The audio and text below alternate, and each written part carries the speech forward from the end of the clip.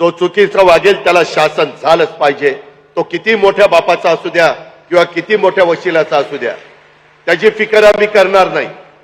त्याला पूर्णपणे इतकं कडक शासन करणार.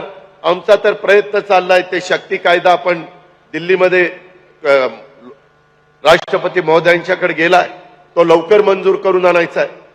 माझ्या तर मनात वैयक्तिक आहे की अशा प्रकारची विकृत माणसं ज्यावेळेस आमच्या आई बहिणीला किंवा आमच्या मुलींच्या अंगावर हात टाकतात, त्यावेळेस यांना पुन्हा अशा काही कायद्याचा बडगा दाखवला पाहिजे की पुन्हा त्यांना तशा प्रकारचा विचार देखील मनात येता कामा नये.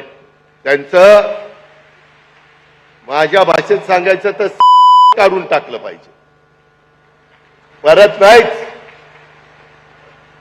हे केलंच पाहिजे. इतके नालायक काही काही लोक आहेत.